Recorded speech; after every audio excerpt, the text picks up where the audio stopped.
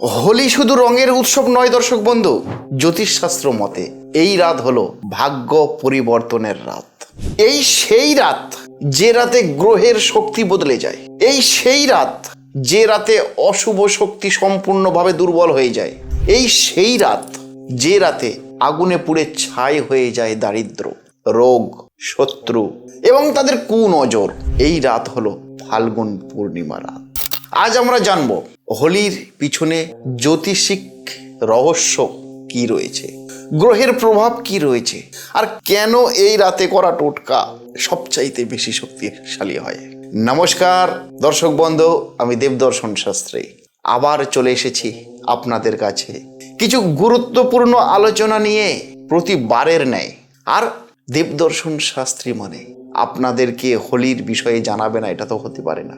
আমি হোলির সাবজেক্ট নিয়ে আজকের আপনাদের চমকপ্রদ কিছু কিছু জিনিস জানাতে চলেছি। ভিডিওটাকে স্ক্রিপ্ট করবেন না, তাহলে এই গুরুত্বপূর্ণ আলোচনা থেকে কিন্তু আপনারা বেরিয়ে যাবেন। আর এই আলোচনা শুনতে হলে বা আমার সফর সঙ্গী হতে গেলে ছোট্ট একটাই কাজ, চ্যানেলটিকে সাবস্ক্রাইব করুন আর পাশে থাকা বেল আইকনটা এখনই প্রেস করে রাখুন। আমি চলে আসব মূল আলোচনাতে দর্শক বন্ধু। এই ফাল্গুন পূর্ণিমার রাত, আর সেই ফাল্গুন পূর্ণিমার রাতেই ঘটে মহাজাগতিক শক্তির অঘটন। আর সেখানেই লুকিয়ে রয়েছে হোলির কিছু রহস্য। দেখবেন প্রতি বছরে হোলি হয় ঠিক এই ফাল্গুন মাসের পূর্ণিমায়, প্রতি বছর এটা হয়। আর এই পূর্ণিমা মানে হলো চাঁদের পূর্ণ শক্তি, অর্থাৎ চন্দ্রদেবের পূর্ণ শক্তি। অ্যাস্ট্রোনমিক্যাল ব্যাখ্যা অনুযায়ী চাঁদ বা চন্দ্রদেব সম্পূর্ণভাবে নিয়ন্ত্রণ করে আমাদের মনকে, আবেগকে, আমাদের অবচেতন শক্তিকে নিয়ন্ত্রণ করে হচ্ছে চাঁদ। আর এই রাতে মানুষের মনের শক্তি সর্বোচ্চ লেভেলে পৌঁছে যায়। তাই এই পূর্ণিমাতে সমস্ত মন্ত্র শক্তি দ্রুততার সঙ্গে কাজ করে, প্রার্থনাও প্রচণ্ড শক্তিশালী হয়ে ওঠে, আর সংকল্প পূরণ হওয়ার সম্ভাবনা প্রচণ্ডভাবে বেড়ে যায়। অনেক জ্যোতিষীরা আবার এটাকে ব্যাখ্যা করছেন যে এই রাত মানসিক শুদ্ধিকরণের রাত। সুতরাং হোলি কিন্তু একটা সনাতন শাস্ত্রে খুব সাংঘাতিক একটা সাবজেক্ট। এই হোলিতে একটা ট্রাম পরিচিত রয়েছে, সেটা হলো হোলিকা দহন। এই হোলিকা দহন এবং তার সাথে গ্রহের অশুভ শক্তির সম্পূর্ণভাবে মুক্তি। হোলিকার এই আগুনকে বলা হয় গ্রহের দোষ নাশক আগুন। বিলিভ করা হয় বা বিশ্বাস করা হয় যাদের শনির দোষে জীবন জর্জরিত হয়ে আছে, যাদের রাহু এবং কেতুর দোষে জীবন জর্জরিত হয়ে আছে, যাদের কাল সর্প দোষে জীবন জর্জরিত হয়ে আছে, যাদের নজর দোষে জীবন জর্জরিত হয়ে আছে, এই হোলিকা দহনের আগুনে এগুলো সম্পূর্ণ প্রতীকীভাবে পুড়ে যায়। আর এই হোলিকা দহনের আগুনে আপনারা যারা এই সমস্ত দোষে জর্জরিত হয়ে আছেন, অবশ্যই সর্ষের তেল দান করবেন ওই আগুনে, কাঁচা লবণ নিবেদন করবেন ওই আগুনে, নারকেল নিবেদন করবেন ওই আগুনে, গম নিবেদন করবেন ওই আগুনে। কেন? কারণ এগুলো হলো নেতিবাচক শক্তি শোষণ করে। এই জিনিসগুলো নেতিবাচক সমস্ত শক্তিকে বহন করে বা শোষণ করে নিয়ে যায়, এটাকেই শাস্ত্রে বিশ্বাস করা হয়। এখন আমি আপনাদেরকে জানাবো যে গ্রহ অনুযায়ী হোলির বিশেষ বিশেষ উপায়গুলো কি কি রয়েছে। যাদের জন্মকুণ্ডলিতে, যাদের রাশিতে রবি প্রচণ্ড দুর্বল বা সূর্য প্রচণ্ড দুর্বল, তারা এই হোলির দিনে অবশ্যই সূর্যকে জল দান করবেন। এতে আপনার সম্মান ও সফলতা সম্পূর্ণভাবে শ্রীবৃদ্ধি হবে। যাদের চন্দ্রদেব দুর্বল হয়, যাদের জন্মকুণ্ডলিতে চন্দ্রদেব দুর্বল, তারা অবশ্যই দুধ দান করবেন, তাতেই আপনাদের মানসিক শান্তি শ্রীবৃদ্ধি হবে। যাদের জন্মকুণ্ডলিতে মঙ্গলে ভয়ঙ্কর ভাবে দোষ রয়েছে, তারা অবশ্যই এই হোলির দিনে লাল রং দিয়ে হোলি খেলবেন, কারণ এতেই আপনাদের সমস্ত মঙ্গলের দোষ বা শক্তি বৃদ্ধি হয়ে যাবে। যাদের জন্মকুণ্ডলিতে শনি প্রচণ্ড জর্জরিত, শনি প্রচণ্ড আপনাদেরকে যন্ত্রণা দিচ্ছে, তারা অবশ্যই কালো তিল হোলিকা দহনের আগুনে নিবেদন করবেন। তাহলেই দেখবেন আপনাদের সমস্ত বাধা, সমস্ত ঝগড়া ঝাঁটি, অশান্তি নিমেষের মধ্যে ভ্যানিশ হয়ে যাবে।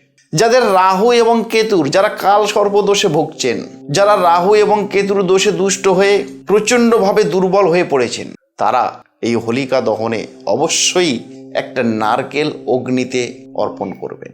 যদি এটা করতে পারেন, আপনাদের রাহু কেতুর সমস্ত দোষ কিন্তু খণ্ডন হয়ে যাবে। আর হোলিতে দেখবেন আপনারা প্রতিটা মানুষ বিভিন্ন ধরনের রং নিয়ে আমরা খেলা করি, বিভিন্ন ধরনের রং। আর এই প্রতিটা রং এক একটি গ্রহের প্রতীক হিসাবে ব্যবহার করা হয়। যেমন দেখবেন লাল রং মঙ্গলের প্রতীক হিসাবে বর্ণনা করা হয়েছে, হলুদ রং বৃহস্পতির প্রতীক হিসাবে বর্ণনা করা হয়েছে, সবুজ রং বুধের প্রতীক হিসাবে, নীল রং শনির প্রতীক হিসাবে, আর সাদা রং চন্দ্রদেবের প্রতীক হিসাবে। তাই হোলি হলো গ্রহ শক্তির ভারসাম্য আনার উৎসব, গ্রহ শক্তির ভারসাম্য আনার এক গোপন উৎসব। তন্ত্র এবং জ্যোতিষ মতে এই রাতে পাতাল শক্তি সম্পূর্ণভাবে দুর্বল থাকে। তাই নজর কাটার টোটকা, শত্রু নাশের টোটকা, অর্থ আকর্ষণের সাধনা সবচাইতে বেশি করা হয় এই হোলির দিনে। কিছু কিছু সাধক আবার বলেন এই রাত বছরে একবারই আসে। আর যারা আমার চ্যানেলের সাবস্ক্রাইবার, তাদের জন্য দেবদর্শন শাস্ত্রীজির একটা টোটকা তো থাকবেই। এই হোলির দিনে অল ওভার সমস্ত রাশি ব্যক্তিদের উদ্দেশ্যে এই হোলির দিনে আপনারা কোনো একটা লাল শালু কাপড় নেবেন, লাল শালু কাপড়, আর সেই শালু কাপড়ের উপরে একটু লাল আবির, একটু সাদা আবির, একটু নীল আবির, অর্থাৎ যে সমস্ত আবিরগুলো আমি উল্লেখ করলাম সেই সমস্ত আবির অল্প অল্প করে সেই শালু কাপড়ের মধ্যে বাঁধবেন বা রাখবেন। রেখে 3টে কাঁচা কয়েন দেবেন, তার সঙ্গে অল্প একটু সরিষা, এগুলোকে দিয়ে একটা ওই যে লাল শালু কাপড়টা নিয়েছেন সেই লাল শালু কাপড়ে 3টে গিট মেরে আপনাদের নিজস্ব মনোবাসনার জন্য বা মনস্কামনা করে আপনারা যদি ব্যবসার জায়গাতে রাখতে পারেন, আপনার ব্যবসা হয়ে যাবে চমকপ্রদ রেজাল্ট।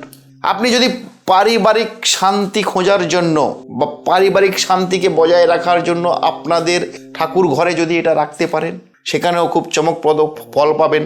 যদি কোনো জ্বালা যন্ত্রণায় রোগ ক্লেশ থেকে যদি মুক্তি চান, তাহলে এই জিনিসটা নিয়ে গিয়ে কোনো 3 মাথায় বা 3 রাস্তার মোড়ে আপনি পুঁতে দেবেন, সেখানেও আপনি চমকপ্রদ ফল পাবেন। তাই দর্শক বন্ধু, হোলি শুধু রঙের উৎসব নয়, এটা হলো আগুনে অশুভ দহনের উৎসব, এটা হলো চাঁদের শক্তির জাগরণের উৎসব, এটা হলো গ্রহের ভারসাম্য বজায় রাখার উৎসব, এটা হলো জীবনের নতুন ধারা শুরু করার এক উৎসব। তাই বলা হয় যে ব্যক্তি এই রাতে প্রার্থনা করে তার ভাগ্য অবশ্যই বদলাতে বাধ্য হবে। আর ক্রিয়াটা করতে গিয়ে যদি আপনাদের কোনো হেল্পের প্রয়োজন হয়, স্ক্রল বারে আমার নাম্বার যাচ্ছে, সরাসরি আমাকে ফোন করতে পারেন বা চেম্বার অনুযায়ী বিভিন্ন চেম্বারে দেখা করতে পারেন।